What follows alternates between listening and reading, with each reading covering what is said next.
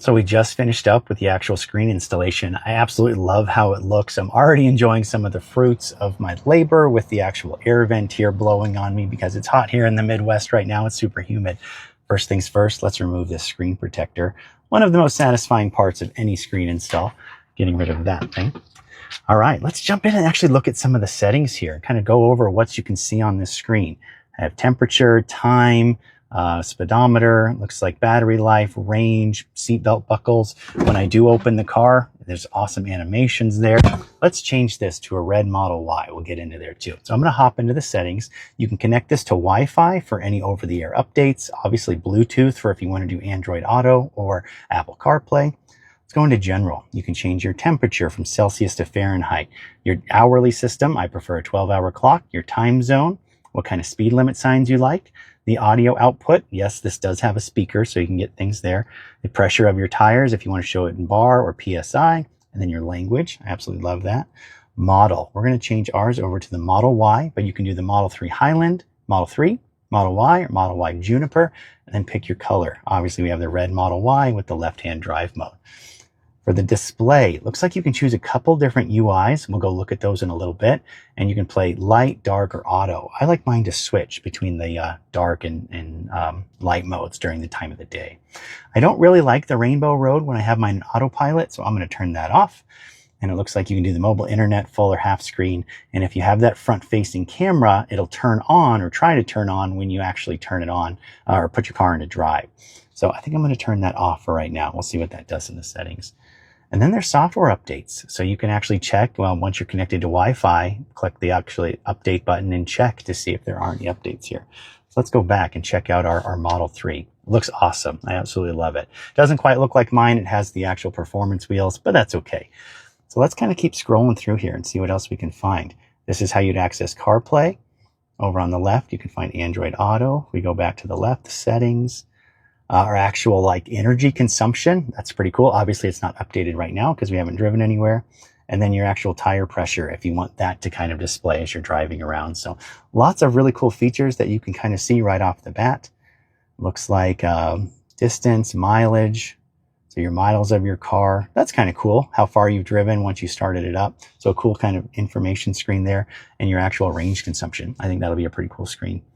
Lots of features built in right away. I think it's going to be awesome. Let's go for a drive and test out some of that blind spot monitoring, see what the UIs look like as we're driving around. We'll switch all those and we'll give it a test. So let's get you some view of the actual screen here as we're driving around.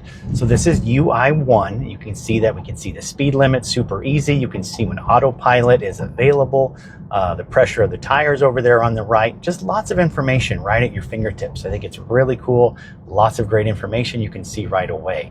I think having this information right in front of you is a benefit that maybe not a lot of people notice, but it's sure nice to have it right in front of you instead of off to the side. I'll show off that blind spot monitoring feature as we pass this car here on the left. You'll see the left side of the screen light up, and then a little car indicator, kind of like in the bottom left corner of the actual display. You can see a little car light up there.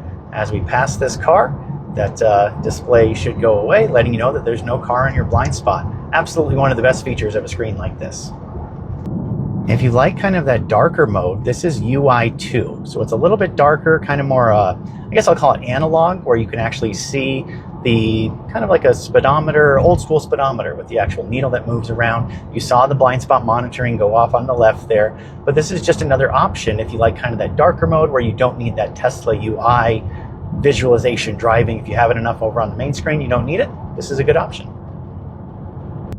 And finally, we come to kind of UI 3, and this is the third UI that's available. Kind of a little bit of a mix of both worlds. You get kind of that lane-looking type of feature in the middle, and then the kind of division over on the right where you actually kind of see the lanes, versus just the all-white screen. And then you can also kind of see the blind spot monitor in effect again.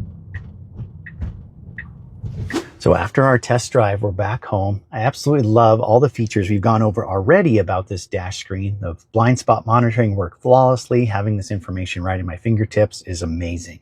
One thing I want to show you guys I found is if you scroll down, you get a lot of other different options and settings here.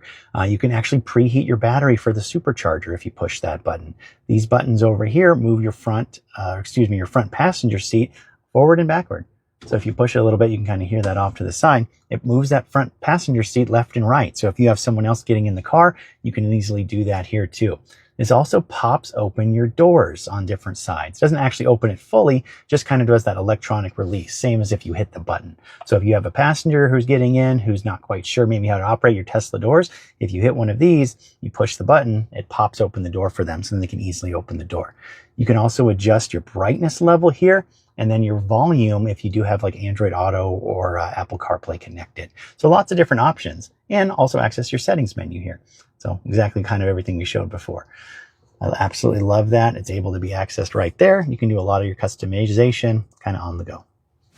I've paired my phone up just over Bluetooth and actually connected to Android Auto super easily. So looking at Android Auto is exactly like you'd expect in a Chevy car or a different kind of vehicle. Has all your apps down here. You can access all your apps, Waze, whatever kind of driving apps you like to do, Teams, if you're on the go or anything like that.